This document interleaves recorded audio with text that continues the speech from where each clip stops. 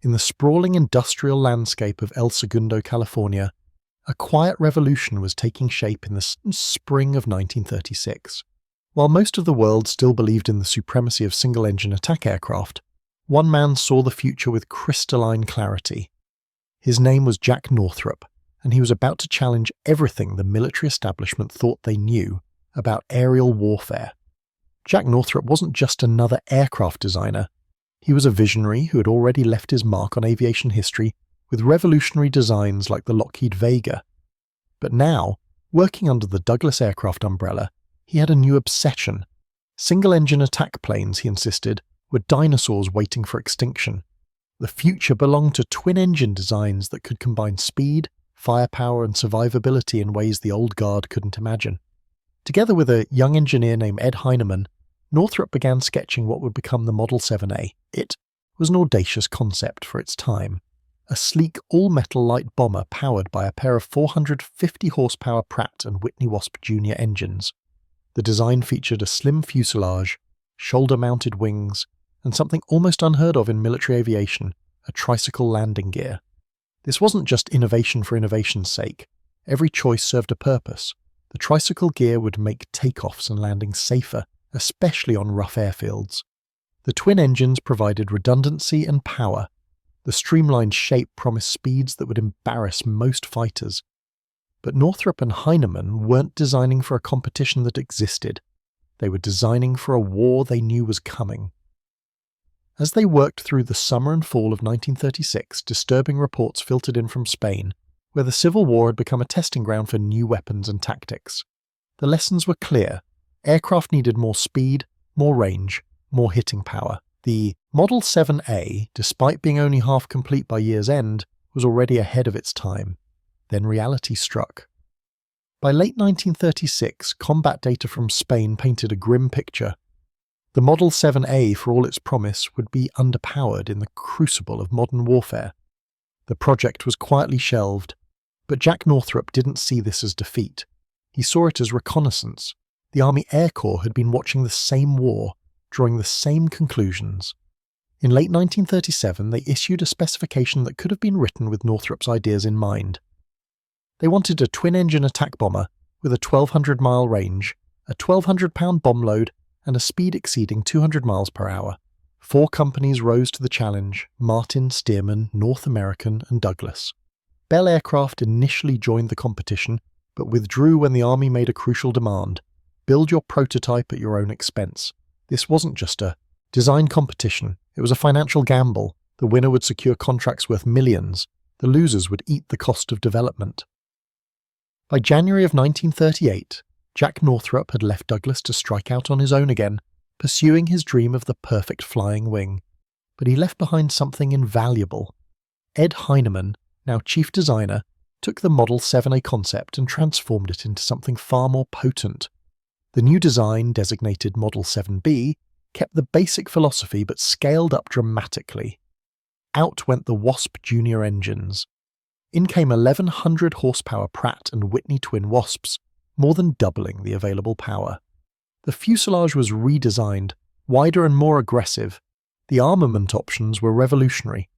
The aircraft could be fitted with either a transparent bombardier's nose or a solid attack nose bristling with 6.30 caliber machine guns and 250 caliber weapons. The Model 7B prototype took shape through the summer and fall of 1938. The deadline for the Army competition was March of 1939, but Heinemann and his team had the aircraft ready far earlier. On October the 26th, 1938, test pilot John Cable lifted the sleek bomber into the California sky for the first time.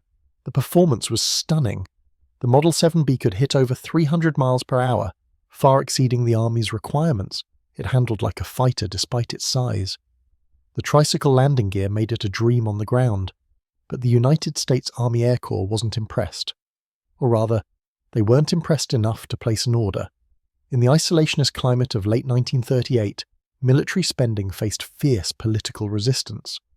The Army watched and evaluated, but kept their checkbooks closed. The Model 7B, for all its brilliance, faced an uncertain future. Douglas had spent enormous sums developing it, with no guarantee of return. Then, the French arrived. A purchasing commission from France had been quietly touring American aircraft manufacturers, desperately seeking modern warplanes as Europe spiraled toward conflict. They'd been shown the Model 7B and were intrigued. Throughout December of 1938 and into January of 1939, French observers participated in flight trials. They came away impressed. This aircraft could give France a fighting chance against the Luftwaffe, but they needed to be sure. They needed to see it pushed to its limits. On January 23, 1939, John Cable prepared for another demonstration flight with the Model 7B. This time he had a passenger. French Air Force Captain Paul Chemidlin sat in the aft section near the dorsal turret position, ready to observe the aircraft's handling under demanding conditions.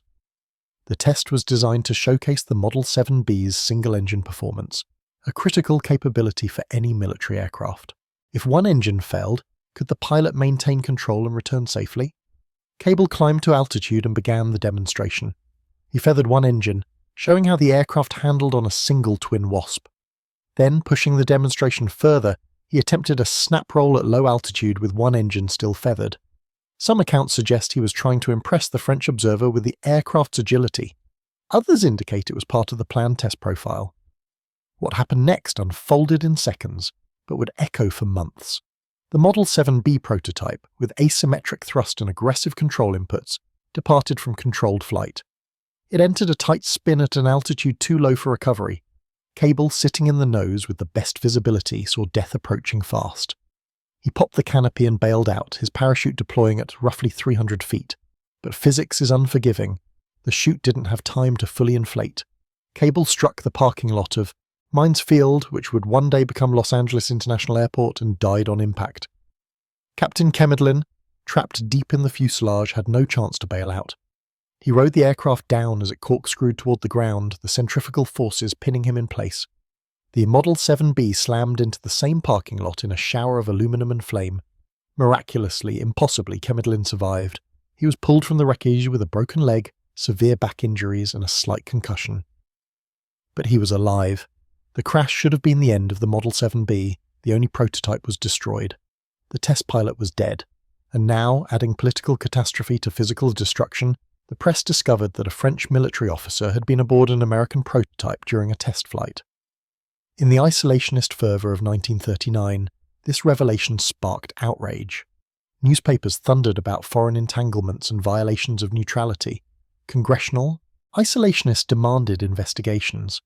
The presence of Captain Chemidlin on that doomed flight became a scandal that threatened not just the Model 7B program, but French-American military cooperation itself. Douglas aircraft executives must have wondered if the entire project was cursed. Millions spent on development. Their only prototype reduced to scrap metal. Political firestorm in Congress. No orders from the US Army.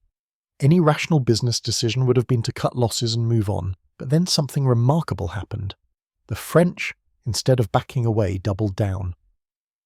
On February 15, 1939, less than a month after the crash that killed John Cable and nearly killed their own observer, the French Purchasing Commission placed an order for 100 aircraft. Not the Model 7B that had crashed, but an entirely new design they wanted Douglas to create. They designated it the Douglas Bomber 7, or DB-7. The French requirements were demanding. More armour for crew protection, longer range for deep strikes, bigger bomb load for heavier hitting power, and it all had to be built to French specifications, using French instruments and equipment where possible. Ed Heinemann must have felt both vindicated and overwhelmed. The crash had paradoxically validated the design. Captain Chemidlin, despite his injuries, had praised the aircraft's potential. The French had seen enough in the test flights to believe this concept could win battles, but the redesign they demanded was extensive. Heinemann and his team went back to the drawing board and emerged with something that looked similar, but was fundamentally transformed. The new DB-7 had a deeper but narrower fuselage compared to the Model 7B. This reduced drag while increasing internal volume for fuel tanks and bombs.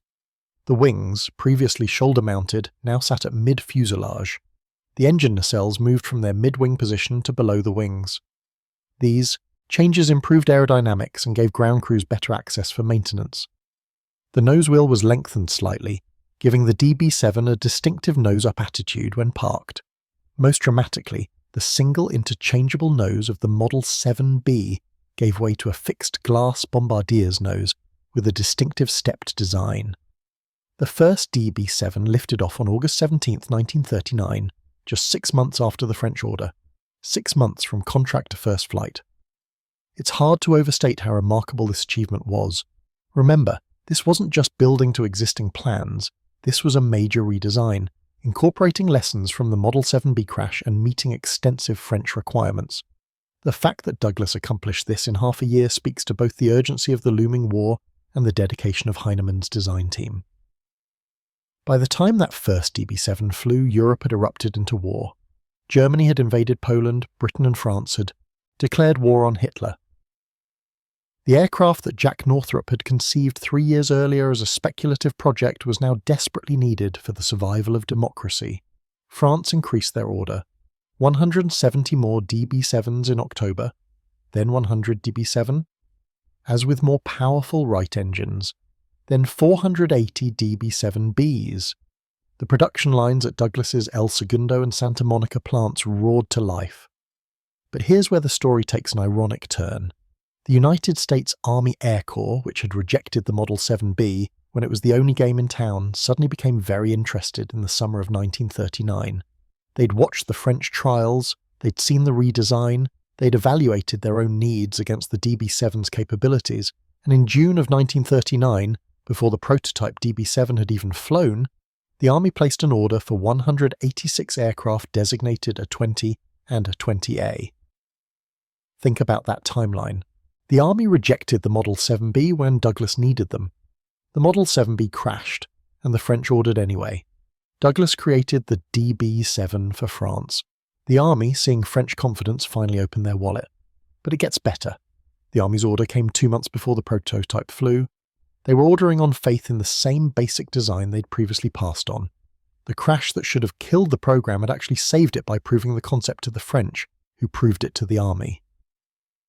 Production DB-7s began reaching France in late 1939 and early 1940. They arrived in crates requiring assembly by French ground crews who were learning as they went. The DB-7 in French service was a formidable weapon. Powered by Pratt and Whitney twin Wasps producing 900 horsepower each, it could carry nearly a ton of bombs at speeds approaching 300 miles per hour. Defensive armament included multiple machine guns in submersibles, nose, dorsal, and ventral positions. The French designated it the B-3 in their service nomenclature. French DB-7 saw combat during the desperate spring of 1940 as Germany launched its blitzkrieg through the Low Countries and France. Flying from bases that were often under threat, French bomber crews took the fight to advancing German columns. The DB-7 proved it could take punishment and keep flying. Its speed made it difficult for German fighters to intercept, its armament gave it teeth in both bombing and ground attack roles. But there simply weren't enough of them, and they arrived too late. By June of 1940, France had fallen. The collapse of France could have meant the end of DB-7 production. Hundreds of aircraft had been ordered, but not delivered. Thousands more were planned. Douglas faced the prospect of cancelled contracts and idle production lines. But Britain stepped in, assuming French contracts and placing massive orders of their own. British renamed the DB-7 variants. The bomber versions became the Boston. The night fighter and intruder conversions became the Havoc. The Royal Air Force would eventually operate hundreds of these aircraft across every theatre where British forces fought. Meanwhile, the United States Army's A-20s were evolving. The original A-20 models with turbo-supercharged engines proved problematic. The turbochargers were bulky, created cooling issues, and weren't reliable enough for combat use. Most were completed without turbochargers or converted to P-70 night fighters. The A-20A and subsequent variants used different engines and proved far more successful. The A-20C introduced self-sealing fuel tanks and additional armour. The A-20G replaced the glazed bombardier's nose with a solid nose mounting 6 50 caliber machine guns, transforming the aircraft into a devastating ground attack platform. The Soviets became the largest operators of the DB-7 family, receiving over 3,000 aircraft through Lend-Lease. Soviet crews designated it the B-3 and used it extensively as a medium bomber on the Eastern Front. They modified many aircraft, installing Soviet weapons and equipment. Soviet DB-7s participated in battles from Stalingrad to Berlin, providing close air support and interdiction strikes that helped turn the tide against Germany. In the Pacific, American A-20s distinguished themselves in ground attack and anti-shipping roles. Their speed and heavy forward-firing armament made them ideal for low-level strikes against Japanese positions and vessels. In Europe, A-20s flew with the 8th and 9th Air Forces, initially attempting high-altitude formation bombing, but later shifting to their strength, low and medium-altitude attacks where their speed and hitting power could be fully exploited. By the time production ended in September of 1944, over 7,478 aircraft in the DB-7A-20 family had been built. Douglas had created one of the most versatile attack aircraft of the war, serving in virtually every combat theatre with multiple air forces. The final variants, the A-20J and K, incorporated all the lessons of 5 years of combat operations, powered dorsal turrets, heavier armament, more armour, and more powerful engines. But perhaps the most remarkable aspect of this story is how close it came to never happening. If Jack Northrop hadn't convinced Douglas to pursue twin-engine attack bombers when conventional wisdom favoured single-engine designs, there would be no Model 7A. If Ed Heinemann hadn't scaled up the concept into the Model 7B, there would be no breakthrough in performance. If the French hadn't been desperate enough to look beyond the crash that destroyed the only prototype, there would be no production orders. If Captain Chemidlin hadn't survived to praise the aircraft despite nearly dying in it, French confidence might have evaporated.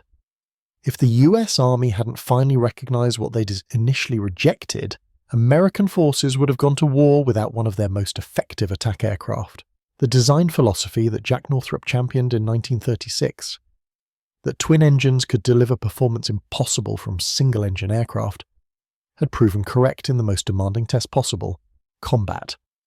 The DB-7A-20 established the template for twin-engine attack bombers that would dominate the rest of World War II and beyond. Its combination of speed, firepower, and survivability influenced countless subsequent designs. Think about the chain of events.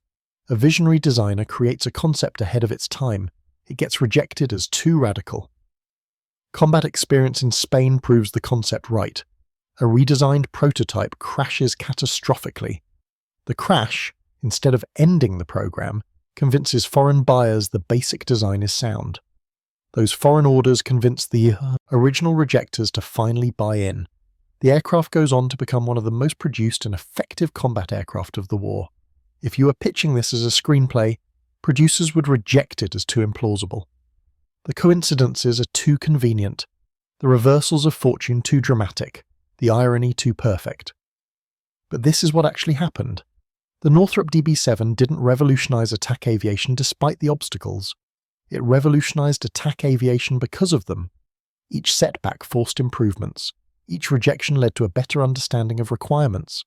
The very crash that killed the test pilot and nearly killed the program proved the soundness of the underlying concept to observers willing to look beyond the tragedy.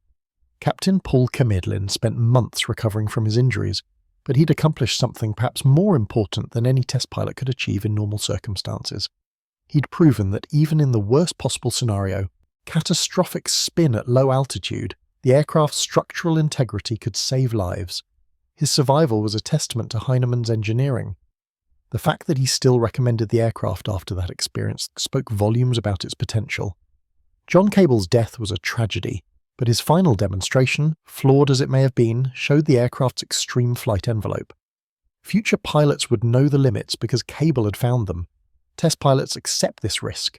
They fly experimental aircraft to discover what works and what doesn't, sometimes at the cost of their own lives. Cable's sacrifice and Chemidlin's survival paradoxically gave military planners crucial data they needed to make informed decisions. The political scandal that erupted when Captain Chemidlin's presence became public also had an unexpected effect. It forced into the open the reality that America and France were cooperating on military technology even before America entered the war. The isolationists howled, but they couldn't reverse the orders already placed. By the time America did enter the war after Pearl Harbor, the production lines were running at full capacity, providing aircraft not just to France and Britain, but to American forces as well. Ed Heinemann would go on to design other legendary aircraft, including the Douglas SBD Dauntless dive bomber that won the Battle of Midway. But the DB-7A-20 was his first masterpiece, the design that established his reputation. He'd taken Jack Northrop's vision, survived the crash of the only prototype, delivered a redesigned aircraft in record time, and created a combat aircraft that served with distinction in every theatre of the war. As for Jack Northrop himself, he'd moved on to pursue his dream of the flying wing, creating the XB, 35 and YB-49. Those programs, despite their technical brilliance, would be cancelled in controversial circumstances that left Northrop bitter and disillusioned. He wouldn't live to see the B-2 stealth bomber, which vindicated his flying wing philosophy decades after his death. But in the DB-7A-20, his early vision of twin-engine attack aviation lived on. The aircraft that everyone thought was finished after that January 1939 crash went on to drop bombs on 3 continents, sink ships in 2 oceans, and support ground forces in battles from North Africa to the Pacific Islands. It served with over a dozen air forces. It was built in multiple variants for different roles. It established the twin-engine attack bomber as the dominant class for its mission. And it all started with a designer who refused to accept that single-engine aircraft were the only solution. The DB-7's operational record speaks to its effectiveness in ways that design specifications never could. In North Africa, British and American crews used Bostons and A-20s to hammer Rommel's Afrika Korps, targeting supply lines, airfields and armoured columns. The aircraft's speed made it difficult to intercept, while its bomb load could devastate concentrated targets. Crews quickly learned that the DB-7's greatest asset wasn't any single capability, but rather its versatility. It could bomb from altitude, strafe at low level, conduct reconnaissance, hunt shipping, or fight as a night intruder, all with modifications that didn't compromise its core performance. In the Mediterranean theatre, DB-7s participated in the invasion of Sicily and the Italian campaign. They flew from rough forward airstrips, often under conditions that would have grounded less robust aircraft. The tricycle landing gear that Northrop and Heinemann had incorporated into the original Model 7A design proved its worth again and again. Conventional tail-dragger aircraft struggled on bombed-out runways and hastily prepared dirt strips. The DB-7 simply rolled over obstacles that would have nosed over a tail-dragger, its nose wheel absorbing shock and maintaining directional control. The Soviets pushed the DB-7 to extremes that Western forces rarely attempted. Operating in the brutal conditions of the Eastern Front, Soviet crews flew the B-3 in weather that grounded other aircraft. They modified their aircraft extensively, removing equipment they deemed unnecessary and adding Soviet weapons they trusted. Soviet armament factories couldn't produce enough of the original American guns, so Soviet gunsmiths fitted the aircraft with their own machine guns and cannons. The result was a hybrid that combined American airframe design with Soviet weapons and the doctrine. Soviet pilots developed tactics specifically suited to the B-3's capabilities. They used its speed for low-level surprise attacks, appearing over German positions before anti-aircraft guns could track them. They exploited its sturdy construction to absorb battle damage and return home. Stories circulated of B-3s landing with entire sections of wing, or fuselage shot away, testament to the rugged design that Ed Heinemann's team had created. The Soviets flew their B-3s until they literally fell apart, squeezing every last mission from airframes that had been pushed far beyond their design service life. In the Pacific, the A-20 found its calling in roles that the original designers probably never imagined. American and Australian crews used them for skip bombing against Japanese shipping, a technique where bombs were released at wave-top height to skip across the water and slam into ship hulls below the waterline.